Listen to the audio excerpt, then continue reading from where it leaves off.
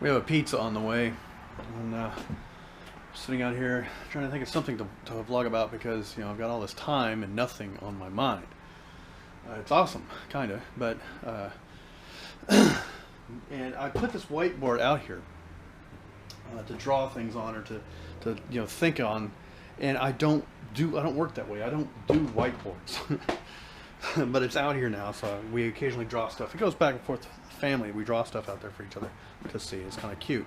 So it wasn't a waste of money. It's just I'm not using it for what I thought I'd use it for. So there's a shakeup going on YouTube, and I've watched several YouTubers, people who put content up for money on YouTube, sit down and complain about. Well, some of them are complaining and some of them are not complaining about how things are changing. There's this other service called Vimeo.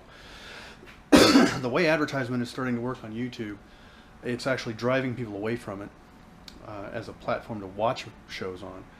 And Vimeo does something very similar, but they have a lot of different rules. For one thing, you can get registered accounts and you can actually put nudity on Vimeo. So that's a potential now to make money on things that involve nudity and stuff that you can't put up on YouTube, including truly adult-only content. But like I said, you have to have registered accounts for that, so you have to have a following. I have no intention of doing that. I have no desire to do anything like that. But it's just interesting that it's out there. I had no idea it existed until I started hearing about Vimeo and looking and people talking about the rules on YouTube.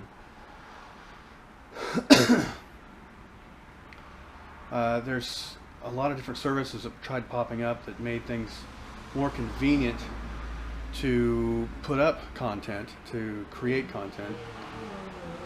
Uh-oh. Got the little racers going by. It is Friday night. So we have a little shakeup going on, and some of the high-end people that I've heard complain about it they want to talk about the money and how you can make things, create content, and how it's getting harder and harder to come up with something on YouTube that works, and how the eyeballs are leaving. The eyeballs are going other places, and now that the true content creators, as in TV makers, people who make shows for television and movies and that sort of thing, are getting into the online market because that's where the money is. The disassembly of, well, it's not really disassembly, a shakeup. Yeah, I guess a shakeup's the best way to put it. Of the content on YouTube is happening. The whole community's realizing that things are changing. Nobody has it right, because if you go through and look at what's popular on YouTube right now, it's like prank videos and slip and fall videos, and it's top 10 videos, the top 10 whatevers, or the top 35 whatevers, the countdown videos, that kind of thing. Very popular. There's a gazillion of them out there, and I don't really like most of them. Occasionally they're kind of fun, but I mean, they get old real quick. But those are the ones getting the hits. That and people falling on their ass, and it's like you don't want to. It's America's Funniest Home Videos is what's popular most popular on YouTube, and sponsored things like music videos and that kind of crap. But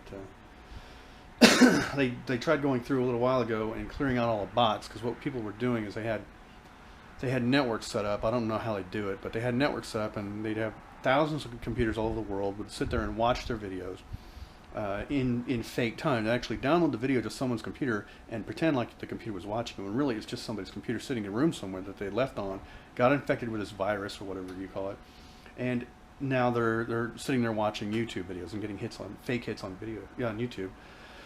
And they would set up these bots and give you, for so much money you could buy 1,000 hits or 10,000 hits or 100,000 hits on a video.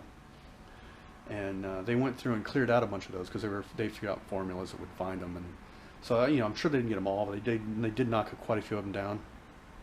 And it was funny how they did it, because they just went through and took away people's hits.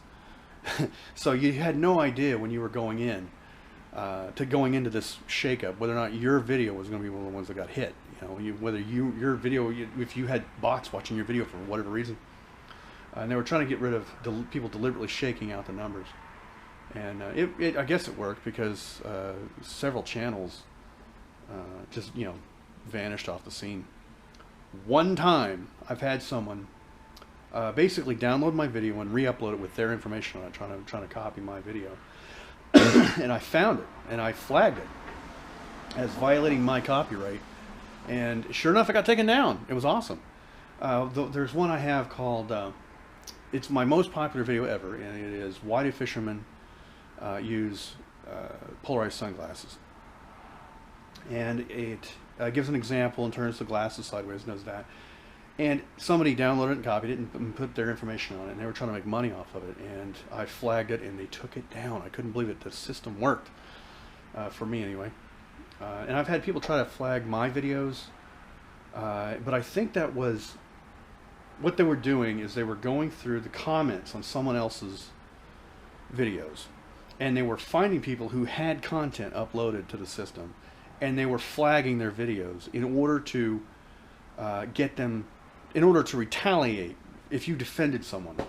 There was somebody that these people didn't like doing videos on YouTube, and they had a group of people going together, and they were putting this, it's New Year's, that's why these pops are going on.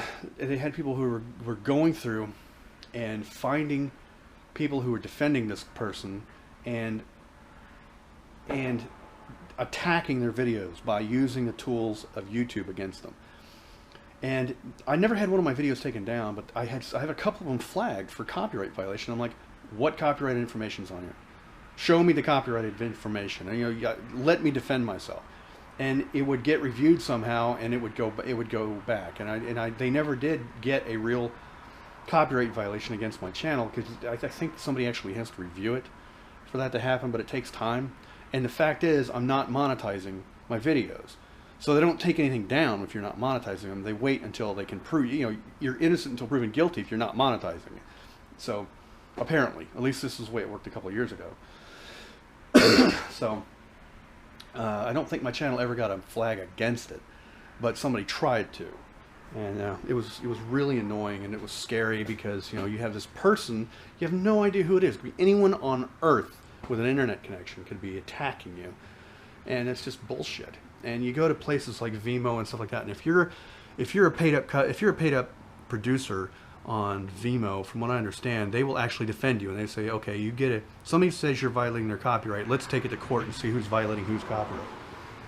So, you know, I don't know if that's how it works on Vimeo, but that's kind of what I've heard. They're a little quicker to defend you and say, okay, fine, so they're violating your copyright. Where's the copyright? You know, where is the violation? Show us the violation.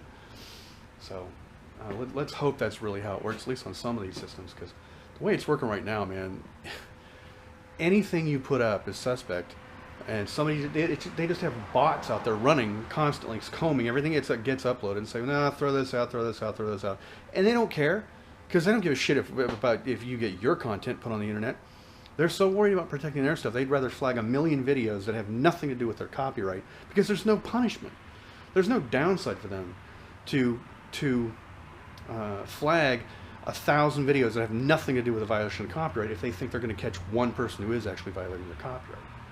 So there needs, you know, it needs to cost them something, and not necessarily money, but it needs to cost them something to just blanket try to abolish the internet for fear of losing losing their copyright. Nobody gives a shit about their content, to be honest with you.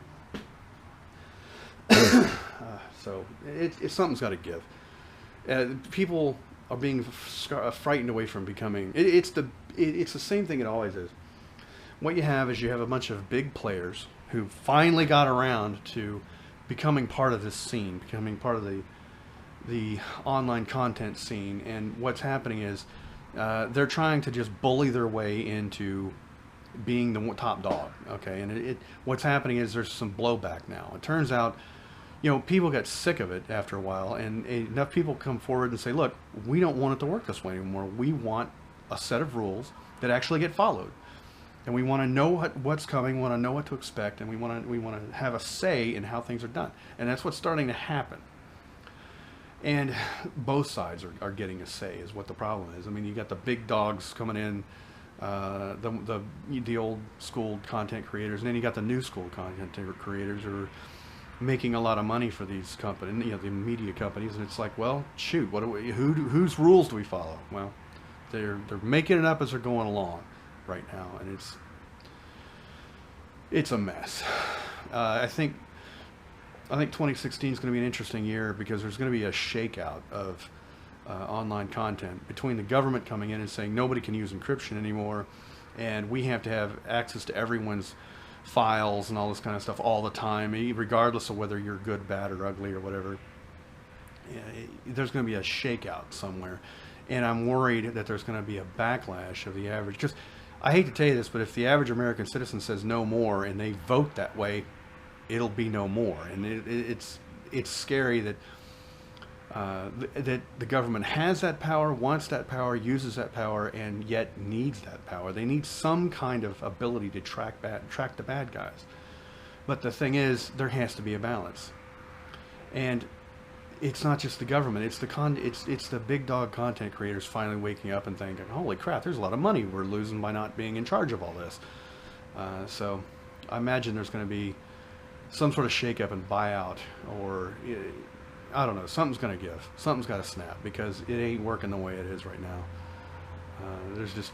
There's too many people trying to make too many slices of too small a pie.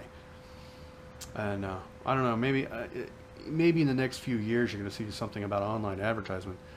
Nobody clicks on online advertisements. I'm wondering sometimes when I look at the money that's going into this stuff, if it's all bullshit. I really wonder if it doesn't exist. I wonder if online advertisement is it doesn't exist.